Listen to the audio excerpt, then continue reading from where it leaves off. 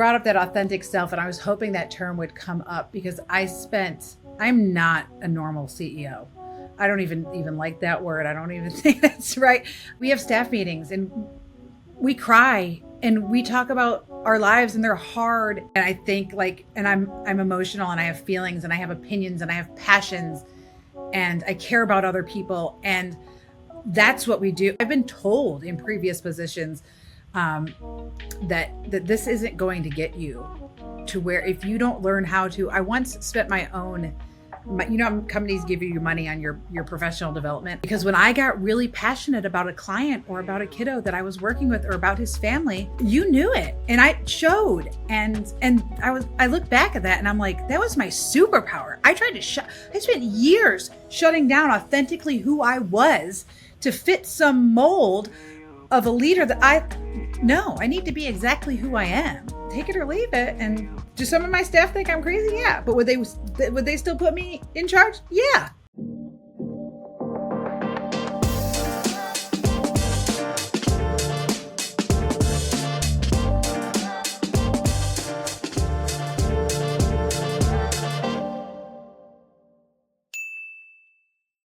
All right, guys, welcome back to a brand new episode of the Hart Hustle podcast. I am sitting across from an amazing leader here today. Elizabeth Matthews is joining the show. Now, she is the CEO and founder of EMG Consulting.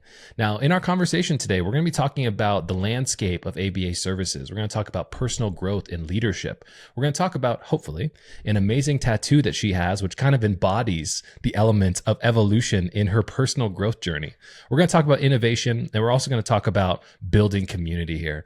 Elizabeth, welcome to the show. Thank you. Thank you so much. I'm excited to be here. So I think it's appropriate for us to kind of start off this journey. In our previous conversation, you said you had an amazing accomplishment of becoming certified at the age of 12 when you were trying to take on this journey. So why don't we talk a little bit about kind of your journey to being the amazing person who sits across from me here today? I wanted to maintain and actually, I'm maintaining 29 as my age. So I guess having been certified for almost 20 years, that would put me around 9, actually, not 12, okay. 9 years old, maybe. My fault. Yeah. So I've been a board certified behavior analyst for almost 2 decades. And I've been a part of the field as it has grown in the last 2 decades substantially. Why were you passionate about getting into this work? The one thing that we recognize is that ABA in itself has grown. I had another guest on the podcast named Portia James. Her episode's going to be dropping. She's a CEO and founder out of California. And she said, over the recent years, we've seen a 500% growth in this space. Why are we seeing such tremendous growth here? We touched a little bit on this when we chatted before too. I think it's a combination of awareness. We're actually giving people labels on their diagnoses now. And I think a lot of that has been shifted into the classification of autism, which is a diagnosis that behavior analysis specifically is mostly associated with. And let me be clear, ABA covers a lot. ABA is a behavior science. It just is commonly associated with autism, but people work with a lot of different populations there. So again, I think there's getting more clarity on diagnoses, more support, more resources. And I think that's what's contributing a lot to the growth.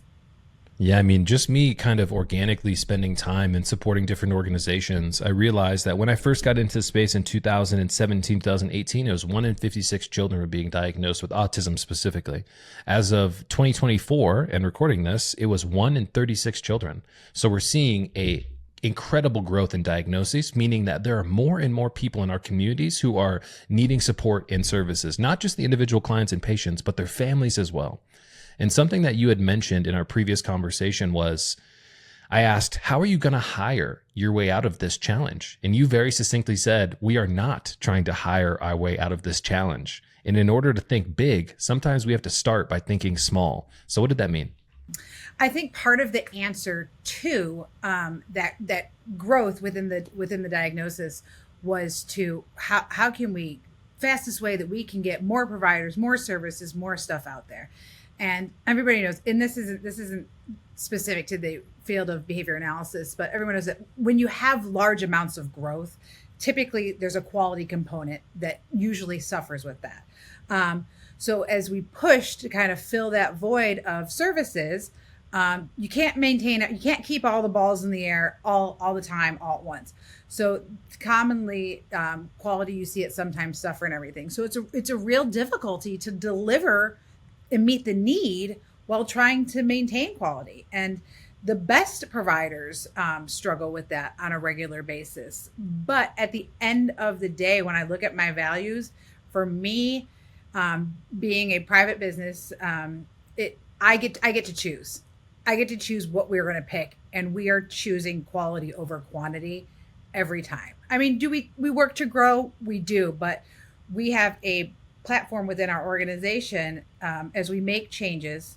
It's change and pause. And we make sure everything is still the same. Are we still delivering the same quality of services? I'll be honest, recently we've done a little bit of analysis and we've realized that we have some hiccups going on. But what we're going to do is we're going to pause. We're going to take a step back. We're going to analyze those things, and we're going to make sure that we get things back to where we expect them to be before we move forward. This is a huge trap that a lot of founders, CEOs find themselves falling trapped to, which is growth at all costs. But the thing that we recognize is when we're serving our community, we have a reputation to be able to maintain. And so how did you kind of come to the settled mindset of we are going to grow, but at the necessary pace to do good work? How do you kind of come to that balance? I think I owe it to you and to your listeners to be honest. And like, I'm not going to become a billionaire. Like, it's not about the money for me. It's about a quality contribution to my field and to the families that I work with. Yeah, I mean, could I just keep building this and building this and building this and sell the organization to a different place? Yeah, I have that option. We get phone calls every day, but like, that's not, how am I going to sleep at night? Like, that's not who I am. And so I stay true to my core values, who I am, what type of, do I pay my staff the biggest and the best? Do they have all the benefits and all the pay and all the best? No, they don't, but they stay. I know that you've had other presentations that you've done about what employees really need and what do they really want.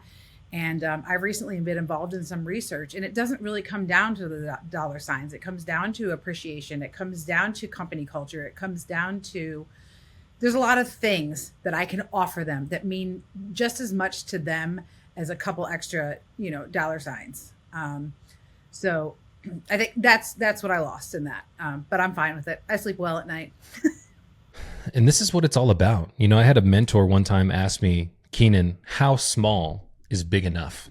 Because often I think we find ourselves falling trapped to this mental game of I have to grow, I have to be this big, I have to be the gorilla in the room. But often when it comes to making truly impactful moments in people's lives, it means doing the right work. And sometimes extending our time horizon and thinking about how long we're going to be doing this work is a great way to kind of be grounded in the process that this is going to take some time. But that element of patience is something that it seems like we've lost.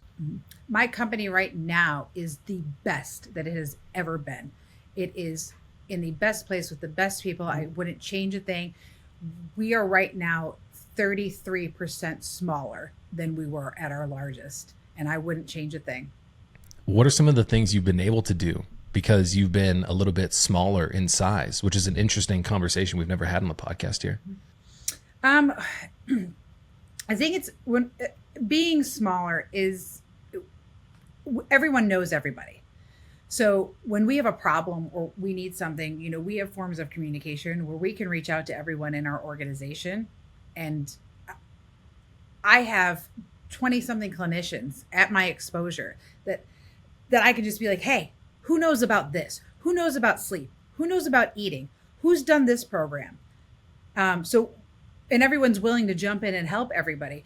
I don't have to put pressures on, like I said, if we were larger and if we were governed differently by, financial situations and stuff, we wouldn't have the option of not meeting certain financial or growth expectations. I think that's the biggest thing, is that we're allowed to set our expectations of where we want to be. And if you're not ready to have a full caseload and work and go do all the things, I don't have any pressure to push you to be there. I can say, hey, let's let's take it. And you know what? I think the answer is training. We have the space to do training as needed. And that's how we maintain the quality. So I don't know if you tricked me into this, but I can see the whole pattern. Like everything is, all the dots are connecting. I don't know if that was you or me, but it's like, yeah, it all comes from the training and the quality and the control of your own growth and doing it at your own pace based on all of those factors is what's going to really get quality services to people, which is what people really, really, really want and what they really need. Yeah, there was a study that I came across one time, and it was talking about the difference between Neutrogena, the hair product line or company, and crypto.com. And so I want to kind of get your little 2 cents on this analogy. Crypto.com, 4,000 employees, $1 billion in revenue. Okay. Average tenure in the organization, 1.2 years. Okay. Now, Neutrogena, 4 billion in revenue with 750 employees. Average tenure, 10.2 years.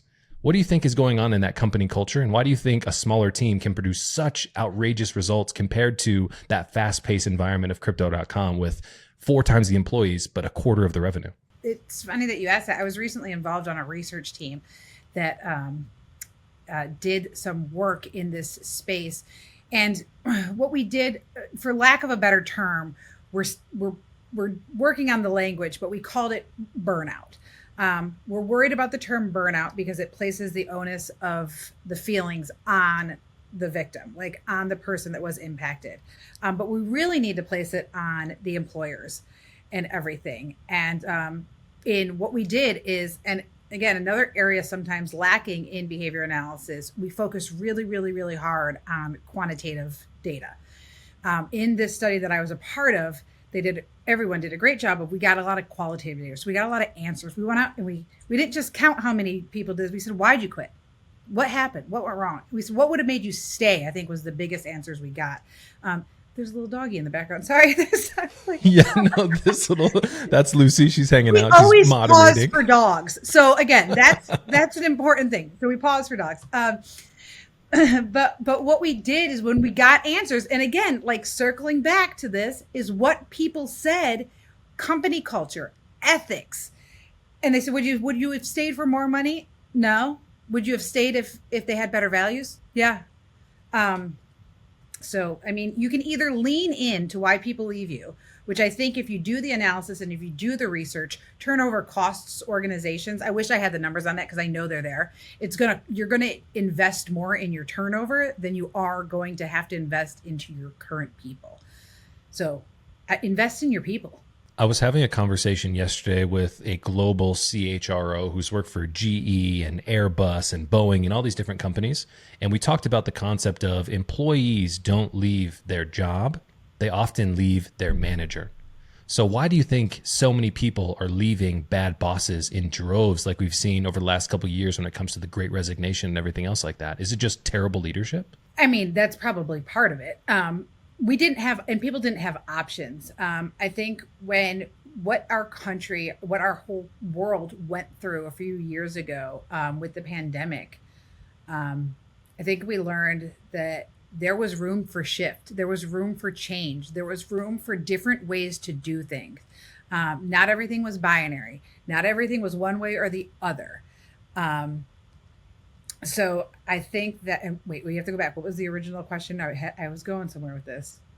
So what we were talking about was, during the pandemic, so many people started leaving. And I was having a conversation with another leader, and he was saying people leave jobs, not managers, or managers, not jobs. Yeah. And I think it was that as people started talking more and they started sharing more and we had no choice but to survive some really dark years by really having some conversations with each other and doing things differently. We weren't going to get through that as an employer. Like I wasn't going to get through that by being tough and hard and mean, and go out and do the work. And when somebody stopped and said, I need to stop and have a moment because today was hard, because it was scared, because this happened and this happened and this happened. And it's having managers that listen and take into consideration what people are actually saying.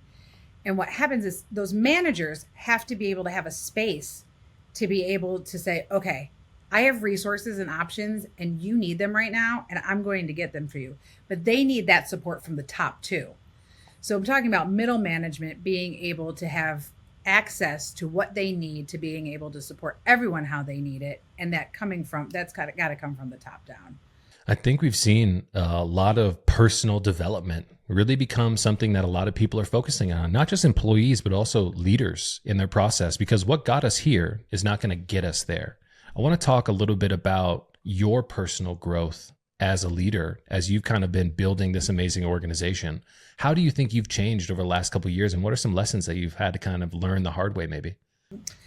Well, so as you know, about 6 oh my gosh, I guess 6 years ago, 6 years ago, I had my son, and I don't fail at anything. I'll tell you what I failed at. I just failed at thriving as a human after I had a child.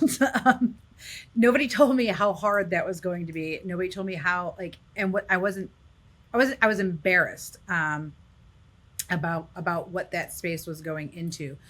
So, and it was really hard. I wanted to stay home. I wanted to struggle. I wanted to be alone. I didn't want to go out. And again, I was raising a small child in a pandemic. It was, as I mentioned to you before, my husband is a veteran. And at that time, he was not stationed in the same place where my son and I lived.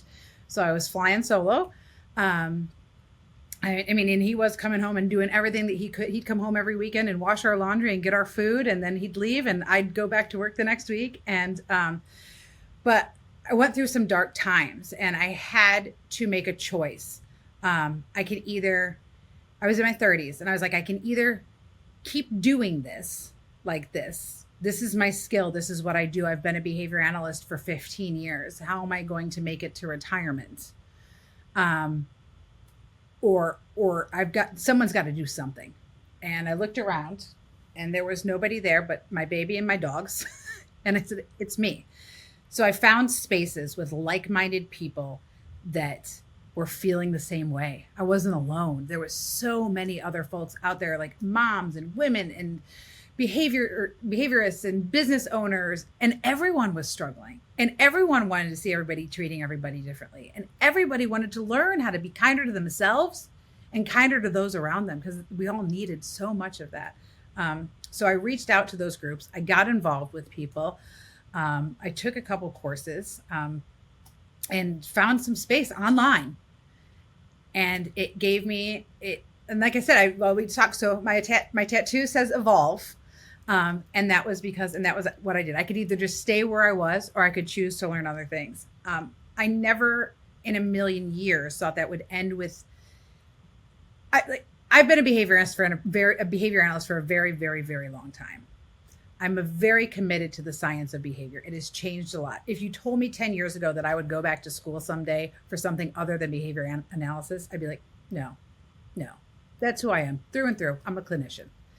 And then after these kind of years of evolving and everything, I realized that my passion was really for supporting people and leadership. And when I ended up going back to school, that's what I went back for, was educational leadership with a concentration in equity. And it was the most right decision I have ever made. And had I not gone through those tough times and realized, like, there's more out there for me, I'm meant for more. Don't be afraid to explore those other spaces. Because I didn't know anything about leadership. But I went and I found out, and thank goodness. I feel like this is a very beautiful area for us to dig a little bit deeper in. You know, when I think about the life that we want to create for ourselves, often we have to adapt new skill sets and new things that we can put into our superhero belt, right? And often the highest form of leadership, or the highest form of leverage, if you will, is leadership. Being able to lean into others, being able to encourage others, being able to cast a vision so large that other people can find themselves being successful in our own vision. How do you think about your ability to cast a vision that is so great that you've been able to attract highly talented people to be able to work in your organization? Do you ever get to kind of sit in that form of gratitude that this is a skill set you didn't have, but now you have it and it's been able to kind of pay tenfold for you? Yeah. A very close friend of mine, a couple of years ago, She was the president of our state organization. And I'd taken a large group of staff and clinicians that I work with to a conference. And they were all sitting around the table.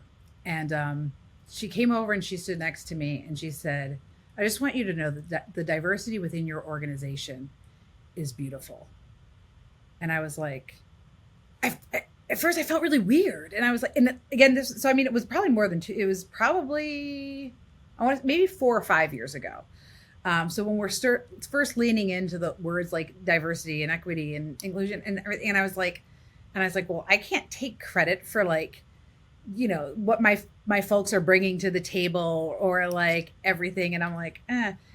And I went home and I talked with one of my closest friends who also works with me. And I said, like Amanda said this to me and I said, thank you. But like, I felt really awkward about it. And she's like, why? And I'm like, cause like, I didn't do that. And she said, and this was hard because of imposter. We don't want to take credit, especially as a woman. Like I have a hard time taking credit and I'm the first thing I think of is not like I did that. That's not it's the last thing I think of. But she said to me, you made a space. You made a space for people to feel safe and to do their jobs and to feel comfortable and to have someone that was going to support them in whatever they decided to do. And I'm still working on it. And I look at the group of people I work with and they are beautiful and they are amazing and they impress me every single day. And I still am not, I don't think I'm glad I created a space for them, but like, I'm still struggling with taking any credit for that. But I mean, damn it. It is really tough as a founder and a CEO to be able to take credit for the things that are worthy of taking credit for. I think we spend so much time pouring into others, lifting other people up, that we are the last person at the end of the day who are trying to pour into our cup, but our cup is empty. And we're like, I just don't understand why I can't give myself the same sense of gratitude and appreciation that I give to everybody else. And maybe this is kind of part of that secret sauce as why being a founder and a CEO and a leader is so difficult, because we're always handing out our best tools to other people rather than establishing the boundaries that it's okay to serve ourselves sometimes, which is a skill set we have to build, but we're so bad at it. Yeah, it was like, like I said, I struggled a few years back. And when I decided just to like, let me do, like the world has always said, you can't have everything. You can't have everything. And I was like, I can't, this is it. This is as good as it gets. I'm just going to struggle. I own this organization. I'm just going to struggle through for the next 20 years. It's going to be fine. And I had that flip of that switch and I said, hold my root beer. And I said, wait, I'm going to have it all. I'm going to do it all. I'm going to experience everything. I'm going to do everything. I am. And we keep talking about the term like CEO, and there's a book and I can't quote it and I need to send it to you, but there's, it's the idea of CEOs they have titles as visionaries, and that is really what we are. And I'm really trying to lean into that space because I am very, very, very fortunate that my chief operating officer, she is there. There's also like, there's a title for them and they're basically the people that make it happen. So I come up, she gives me the comfort and the boundaries to have the space to come up with these great big ideas. And I'm like, hey, you guys, we're going to do this and this and this, and it's going to be glorious and great. And she's like, okay. And she listens and she doesn't tell me no. She listens and she tells me when I'm crazy and she tells me when I'm not. And then she says, okay, all right, keep giving me more, and let me figure out how we're going to make this happen. And all I've got to do. So I think to be a visionary and to lean into that feeling of doing that, because it's so beautiful when you do. And for me to feel comfortable being like, hey guys, I got this idea. And having a group of people that says, we want to listen. That's what's been so big for me. And she takes me seriously and she believes in me. And she gives me the space to do that. Have you ever had trouble relinquishing some of the control of the organization to the team members who you trust? I talk to a lot of CEOs on this call, and part of the maturation process is recognizing that our objective is to cast the vision, but it's also to get people in the organization that can execute on our vision. And often when we first start out building our businesses, we think we need to do everything, the administrative, we need to do the training, we need to do everything, right? But one of the things that I found in a book that I'm reading right now, it's called Buy Your Time Back by Dan Martell. He talks about the 80-20 principle. He says, if you can find somebody who can do 80% as good of a job that you can, that is 100% awesome. That 80 plus 20 is 100% great. And a lot of leaders struggle with that process of relinquishing and delegating these tasks to team members so we can be in our place of genius and casting that vision. Did you ever struggle with that? Oh yeah, like it was probably one of my biggest barriers. I still do everything. I still do so many things. Like I am still doing so many administrative tasks that if some of the people within my organ, like I said, Jamie, my COO, if she knew some of the secret tasks that I'm hoarding over here, because I'm still controlling them, she'd be like, no, Liz, you need to give those away. But it's really, really scary. But I'd go even farther than finding someone who the biggest thing I've done is I hire people that are better than me. I hire people that are smarter than me. And then my superpower is support and strength and resources. But I really like people that are better at everything than I am. Because that's, you can see how that would work out great. Do you have a story about when you hired somebody who was better than you and how it kind of like maybe broke that mindset of like, I'm going to be the best person here? What was that like? It was freeing. Because you realize, like I said, we've gone through a lot of growth in the last 2 years specifically, because it took me a minute to get my act together. And then I said, okay, I can't keep doing this like this. We got to evolve. And then I started bringing in some other people and relinquishing some control. And it was like, I think the biggest thing is that I have been at the bottom of this pile of stress and errors and fear and mistakes. And what if this happens? And what if this happens? It's all going to come back on me. But it was when I've built a team that's supporting me of amazing, smart, beautiful people. And if something happens, they're all going to have my back. They're all going to be sitting right here in my house, computers open, figuring it out. I'm not alone. I am surrounded by people smarter than me who are going to save my tail. When that happens. So yeah, so it's freeing because you're safe. And that's a lot of the way I feel now. One thing that I recognize you've talked about a couple times is we've created a safe space. One of the things that you were incredibly proud of was that 95% of your staff is women. You've created a safe space for women to be able to be excellent at what they do. Why is that something that you're so proud of? And why is that maybe something that a lot of people don't do in their organizations? Why is that important to you? One of the biggest things is that a majority of people in behavior analysis are women. It's like, I think it's like 80 something percent are women. So you got to get comfortable with them. But a lot of times when you look at a lot of the large organizations, all filled with women, but the group at the top are not women. So, we're still finding those spaces occupied by certain populations. And I just was like, how is this happening?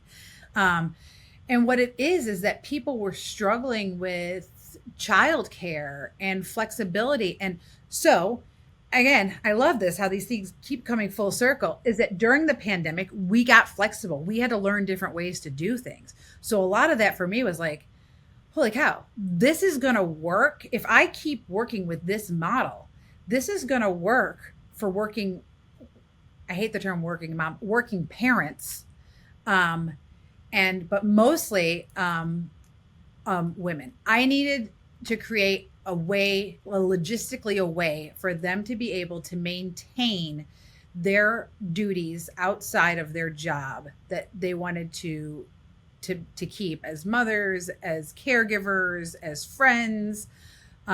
We are really true to those, and allowing people flexibility to, you can have it all, and let me try to figure out a way to do that. We have a situation in our company right now where when certain staff go on maternity leave, I don't have a way to fill their spot. So what we do is that we are transparent with our clients and with the whole situation. We said, hey, listen, this is what's going to happen. I don't have options because we're not built that way. And this is why we're not built that way, because your clinician is excellent. And I don't have a lot of those sitting in my back pocket. So I can't just give you another one. So let's talk about what our options are. We can move you, we can do this. I can give you the timeline. We can look at all this. And pretty much, I can't think of a situation where they said, oh yeah, we're just going to go find someone else. They said, no, let this person go do what they have to do and take care of their family. We'll be here when they get back. And I don't feel like families should have to support us in that. But they do. The other key thing was finding financial resources for me. Again, when 90% of your organization is female, there's no government funding for people to have maternity leave. There's no rules for small organizations. There's no resources for that. So figuring out options and stuff allowed me to like really take into consideration. I'm going to say a crazy thing too. One of the other things we're doing is that women go through different things when they become middle-aged. No one talks about that. I don't know if you talk about it here, but there's like certain experiences that you go through halfway through your age, and everything changes. But you know what we do? We talk about it. I feel tired. I feel sleepy. I feel crazy. I feel this. I feel that. This is a safe space. If you have a day that you just don't feel right, that's all I got to know, is that you just don't feel right. Okay. Let's figure that out. But again, so we give them the space to be their authentic selves. Show up as you are, and we'll take care of you. You know, there's a theory that I talk about a lot on the podcast, which is in 2022, the Surgeon General came onto a national broadcast and talked about the biggest threat to the American society was not another viral pandemic, but an epidemic of isolation and loneliness. Now, I feel like deep down in my heart from having these conversations and just looking around at everybody that we are yearning deep down inside of us for the sense of connection that we are not getting from our personal lives, and maybe work is filling that. And so when I hear you as a leader of your organization talking about you're willing to sit here and protect a space where people can show up as they are, what other areas of our lives do we really receive that in? And I don't know if you really recognize that, but your clients and your patients and their families are willing to work with you because they see how you are taking care of their team. And people want to do work with people who they like and they admire. And that's what you've been able to accomplish just by being who you are as a leader. That's a huge accomplishment, Elizabeth. Thank you. I really, really appreciate that. I think two things that come to mind for me are, on the flip side, our expectations are high. We're going to provide that space, but you're also going to give me 110%, except for the days that you can't. But on the days you can. But I think I spent a lot of time.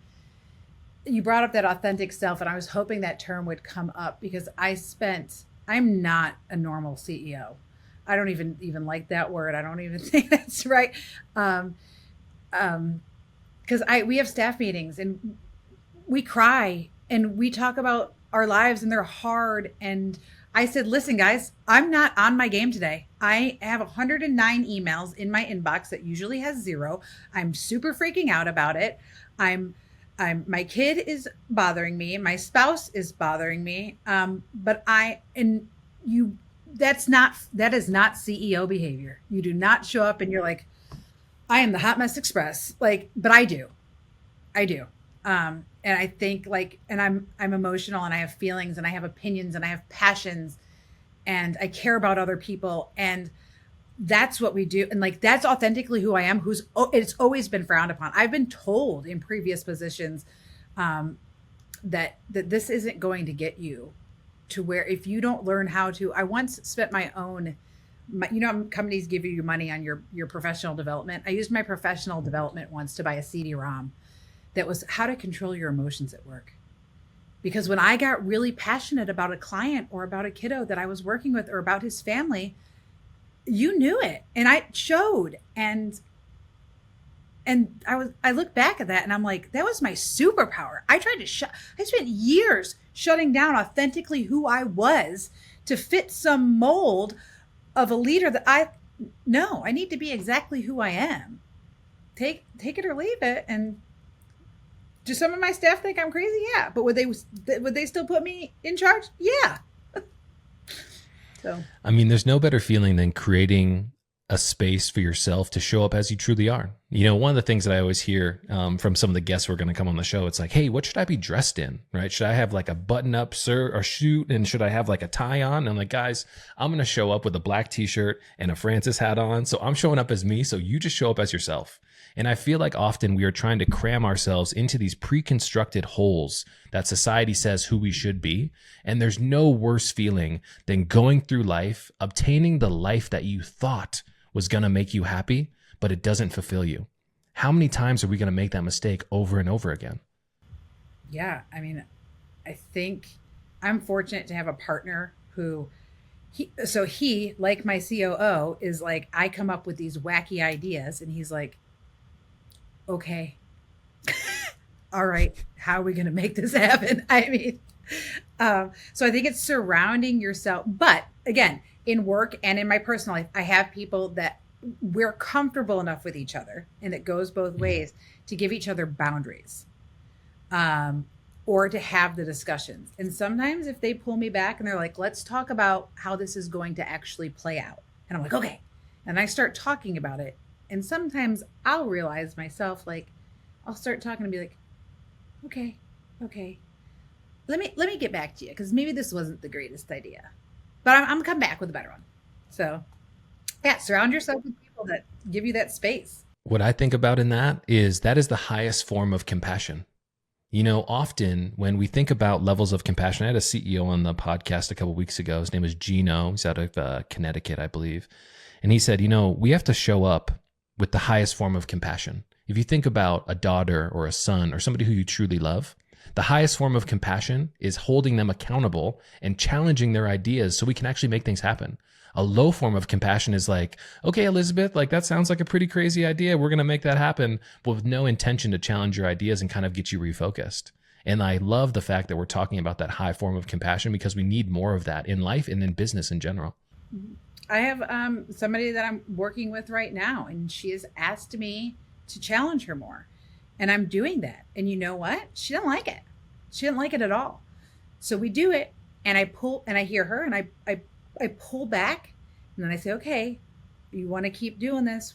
What do you want to do? And she's like, I still, let's keep doing it. Let's circle back. I need to be patient and listen and give her time and space to go through the process of figuring out, is this what you really want?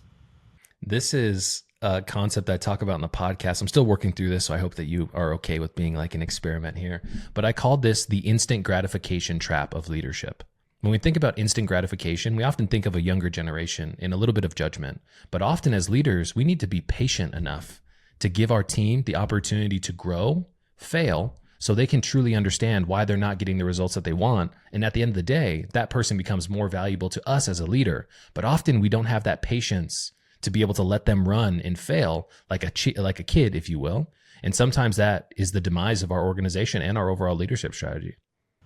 One of the things that I learned when I stepped back from that micromanagement style, as I stepped back, you don't know all the mistakes. Nobody knows all. I make so many mistakes every day. And you know what? Because I'm in the position I'm in, nobody ever finds out. But I screw things up every single day.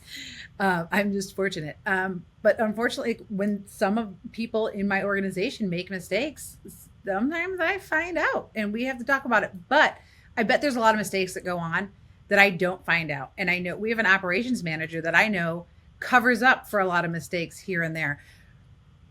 But the good thing about that is it gives them a safe space to learn on. Like I said, these folks, I like to hire people that are smarter and better than I am.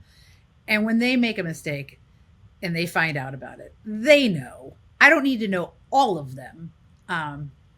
But so it's okay. I mean, we only learn through mistakes though, right? I think often we come into this fallacy where we think we have to be perfect.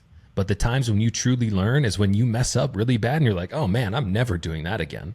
And so I feel like we have to have a healthy relationship with failing forward as well. And sometimes that's really tough because that's not the world that we come from. That's the only way you can be successful in business long term is if you have a healthy relationship with that failure. Yeah. Well, you can't come back, and that in the end, it goes back to what you talked about like having a safe space. I have a safe space to screw up because no one knows. But everybody I work with has to also have a safe space to screw up, even if I know. So I can't screw that up for them. Jeff Bezos, I was listening to a presentation he was talking about, and he was like, you guys want to hear about one of the biggest failures I've ever had? He's like, I spent $690 million failing creating the Fire Phone, the competitor to the Google Pixel and the Apple iPhone. He said, we were going to create this phone to be competitive, but one thing that we found out after we invested almost $1 billion into this, it wasn't going to work out. But guess what? We created a safe environment in the culture of Amazon so we can experiment. And what we got out of that experiment was Alexa and the Kindle, two of our primary offerings that we have in the marketplace today. There you go, balloons for it. It's very interesting when we can cultivate a culture of experimentation, because failure is encouraged. And that's the only way that we can kind of lean forward into the future if we're willing to experiment and mess up on things. You're not gonna find out if you're scared to venture down new paths. You're not gonna venture down them. You just, again, it comes back to boundaries. You need to know, we try out different services and different models of stuff all the time. We have a boundary of when, like, okay, if this isn't really showing a return, or if we're not really successful, we're realizing we're putting in way too much work on this, we have a threshold that we sometimes have to talk about. But that's part of the process, because when we find that thing that works, it's going to return back on us, 3, 4, 5 times fold, and it's going to make back up for all of those mistakes. But again, boundaries, have a limit, but go down those dark paths. You don't know what you're going to find. So if you could go back in time, let's call it 5 to 10 years, and you could have a secret conversation with Elizabeth, who isn't as experienced, what type of advice would you give her for the future to come to where you're at here today?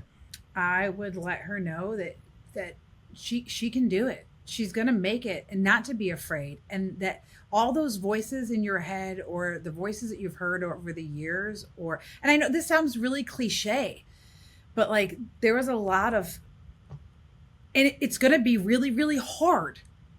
I think too, it's going to be really, really hard, but it's going to be worth it. Don't give up on yourself. Don't give up on the people around you, and lean into the people that are still by your side, or supporting you, or who believe in you, or who see you and are like, you got something, keep going. Lean into your champions. I love that. One of the things that we do here on the podcast is we have our previous guest ask you a blind question. Now, the previous guest is a founder named Jessica Workman, and she is the CEO and founder of Adapt ABA. And she wanted to ask a question. I think you're going to have a great answer to this. What is your best advice for supporting your staff and avoiding burnout? Oh, fantastic. I think it's listening. It's listening to them, finding out what is hard. What are you struggling with? And it's not always like, this job is hard. This job is hard. If you don't get burned out, we don't have systems and structures in place right now because of our fast growth. We didn't plan for that. We don't know what it looks like in this field. So it's you've really got to, like, what's the word that I'm looking for? I guess it's just listening and knowing, like, there's times when I don't like ABA, when I'm not happy with it and I'm not amused. Like I said, there's time when I was really burnt out. I didn't want to be a behavior analyst anymore. But I needed to just take a minute and say, why is it hard? Do I not like behavior analysis? No, I was tired.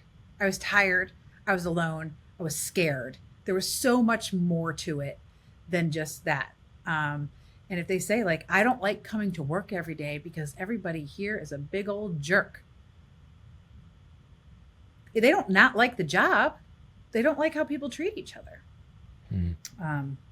So I think listening to what their real reasons are, what would make you stay and what would make you leave. Like, knowing what would make people stay was very enlightening in that study that I was involved in. And this is the truest form of leadership, right? I mean, I was having a conversation with a buddy of mine, and I asked him, how amazing would it be if you had an opportunity to sit down with your boss, and instead of talking about the job, they asked you, what do you want to accomplish here? how can we use this job as an opportunity for you to become your best self? And that element of just connecting with people who you're in charge of managing and being a leader for is something that I don't think we see enough. But I think we're seeing a glimpse of somebody who really prioritizes that stuff, Elizabeth. So I just want to say thank you so much for coming on the show. And for the last couple seconds here, how can people find more information about EMG Consulting? Where can they go to? How can they get in touch with you? Oh, I would love that. Our website is www.emgaba.com. We're on Instagram. Like I said, we have a website. We're on Facebook, and I'm on LinkedIn. So I'm more than happy to interact with people there, or any like-minded folks, or anything. Anybody wants to chat about anything. I'm always interested in learning from other people who are in similar spaces and doing the same things and have the same value. That's what saved me. So bring it on. Bring it on. You guys heard her, guys. Well, bring it on and go reach out and create an awesome connection with this amazing leader who sits across from me. Truly the definition of heart and hustle. Elizabeth, once again, thank you for coming on the show. Really appreciate it. Thank you for this space so much.